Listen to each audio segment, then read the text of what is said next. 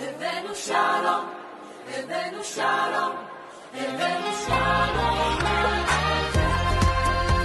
సర్వ సృష్టికర్త, జీవన మరణ దాత, సర్వేశ్వరుడైన ఘనమైన యేసు ప్రభువారి దివ్యనామంలో యూట్యూబ్ ద్వారా వీక్షిస్తున్న మీకు అందరికీ శుభములు, దీవెనలు. ఆ యేసు ప్రభు ద్వారా వచ్చే ఆశీర్వాదం తెలియజేస్తున్నారండి. ఈ ప్రభు దినమందు యూదా వ్రాసిన పత్రిక ఒకే అధ్యాయము 25 వచనాలు ఉంటాయి. యూదా యాకోబు సోదరుడు. క్రీస్తు శకము 60-65 మధ్య వ్రాయబడింది.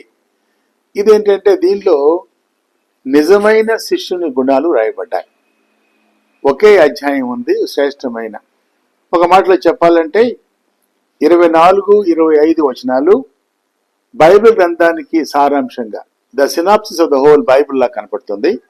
నేను చదువుతున్నాను. I'm reading Jude chapter 1 verse 24-25. తొట్టిర్లకుండా మిమ్మును కాపాడుటకును తన మహిమ ఎదుట ఆనందముతో మిమ్ము నిర్దోషులుగా నిలబెట్టుటకును శక్తి గల మన రక్షకుడైన అద్వితీయ దేవునికి మన ప్రభువైన యేసుక్రీస్తు ద్వారా మహిమయు మహాత్యమును ఆధిపత్యమును అధికారమును యుగములకు పూర్వమును ఇప్పుడును సర్వ యుగములను కలుగును గాక. ఆమేన్. ఇది ఒక శ్రేష్టమైన దీవెన, ది అల్టిమేట్ బెనెడిక్షన్ అంటాం, ద సెలెస్టియల్ బెనెడిక్షన్ అంటాం. దీనిలో ఈ 2 వచనాల్లో బైబిల్ సారాంశం మొత్తం కనపడుతుంది. 3 మాటలు చెప్పాలంటే పాప క్షమాపణ, 2వది పవిత్రత, 3వది పరలోక మహిమలోకి ప్రవేశం. పాప క్షమాపణ, పవిత్రత, పరలోక మహిమలో ప్రవేశించుట. కాబట్టి ఓ అద్భుతమైన పత్రిక చెప్పవచ్చు. 3 భాగాలుగా చేసుకుంటే మొదటి 3 వచనాలు విశ్వాసమును అంగీకరించిన వారు, గుర్తుంచుకోండి ఈ మాటలు. తర్వాత 4-19 వరకు విశ్వాసమును అంగీకరించిన వారు, తృణీకరించిన వారు. 3వది 20-25 వరకు విశ్వాసమునకు విధేయులు. 3 మాటలు ఉన్నాయి. విశ్వాసమును అంగీకరించిన వారు, అంగీకరించని వారు, విధేయులు. కాబట్టి ఈ యొక్క 25 అధ్యాయాల్లో ఓ యథార్థమైన, ఓ పరిశుద్ధమైన, ఓ నిష్కళంకమైన శిష్యుడు ఎలా ఉంటాడో కూడా 23-25 వరకు రాయబడింది. నేను చదువుతున్నాను, నేను చెప్తాను. ఈ 7 విషయాలు జ్ఞాపకం చేసుకుంటే ఒక నిజమైన శిష్యుడు ఎలా ఉండాలో. అసలు ఈ పత్రిక ఉద్దేశం ఏంటంటే దుర్బోధకులను వ్యతిరేకించుట, అపోజింగ్ ది ఫాల్స్ టీచర్స్. ఇది 25 వచనాల్లో వ్రాయబడిన సారాంశం. కాబట్టి 20-23 వరకు జాగ్రత్తగా పరిశీలిస్తే 7 విషయాలు కనపడుతున్నాయి. ఓ యథార్థమైన శిష్యుడు, నిజమైన శిష్యుడు.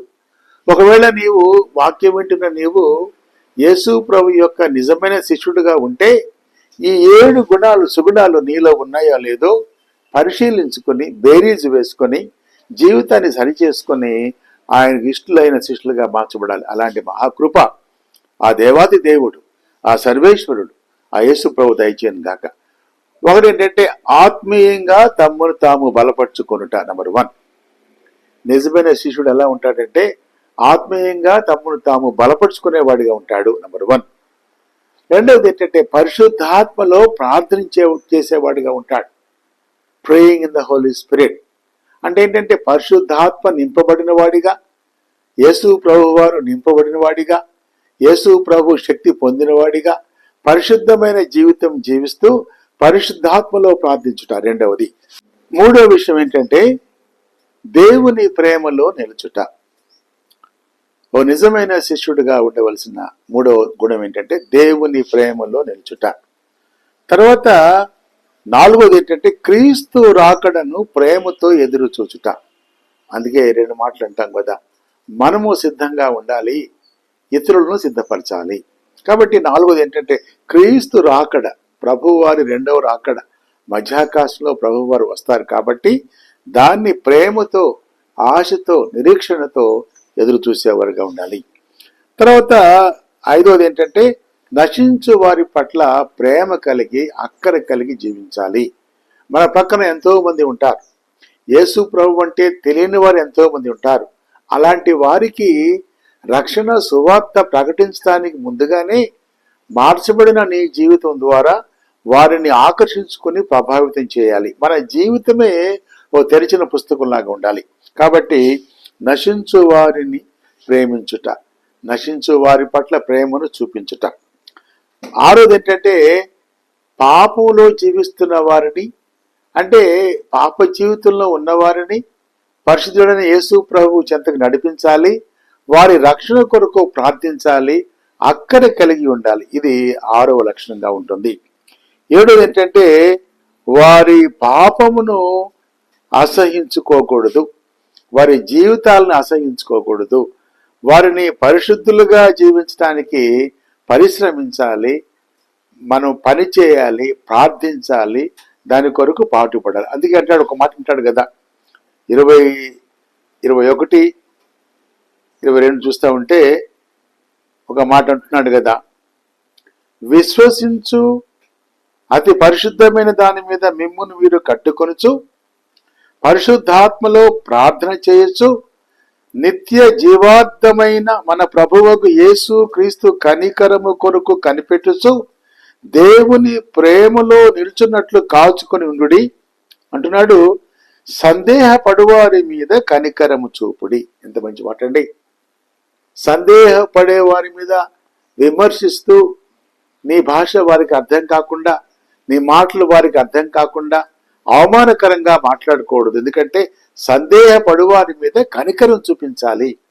మళ్ళీ ఏమంటున్నాడంటే అగ్నిలో నుండి లాగినట్లు కొందరు రక్షించుడి.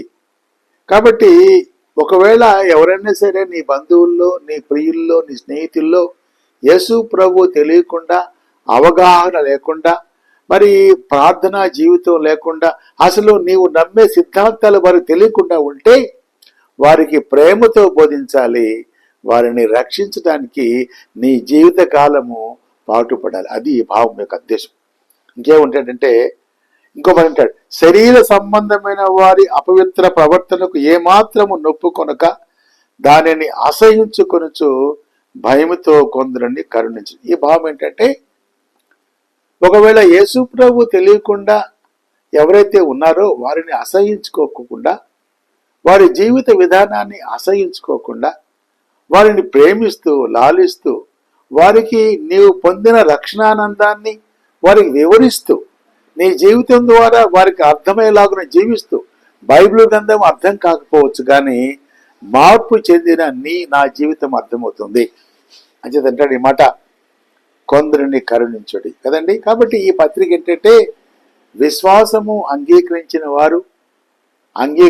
వారిని విశ్వాసమునకు విధేయులుగా మార్చాలి. అది యూదా వ్రాసిన పత్రిక, యాకోబు సోదరుడు. కాబట్టి అంటాడు కదా, అంటే చివరిగా అంటాడు, తొట్టిల్లకుండా మనల్ని కాపాడటానికి, ఎలాంటి భేదము లేకుండా, మరి ఎటు కూడా సత్యమైన మార్గంలో పయనిస్తూ మార్గాన్ని తప్పకుండా, మరి క్షణభంగురంగా అంటే క్షణమాత్రంలో తొట్టిల్లకుండా, అంటే చెడిపోకుండా, పడిపోకుండా, దారి తప్పకుండా, దాన్ని పరిశుద్ధంగా పరిపూర్ణంగా ఉండాలి, తొట్టిల్లకుండా మనల్ని కాపాడటకు, తన మహిమ ఎదురు ఆనందంతో నిర్దోషులుగా నిలబెట్టడానికి ప్రభువారు సిద్ధంగా ఉన్నారు. కాబట్టి ఈ పాట వింటున్న నీవు తొట్టిల్లిపోతున్నావా?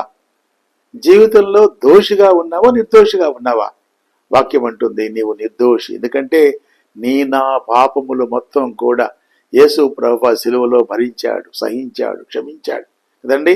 ఈ పాప జాబితా మొత్తం కూడా మేకులతో కొట్టబడి దానికి రక్తాన్ని ప్రోక్షించి ఆ చేవ్రాతను తీసివేశాడు, నన్ను పరిశుద్ధులుగా మార్చాడు. కాబట్టి ఈ పాట వింటున్న నీవు జీవితంలో ఎలా ఉన్నావు? ఒక ప్రశ్న, నిర్దోషిగా ఉన్నావా, దోషిగా ఉన్నావా?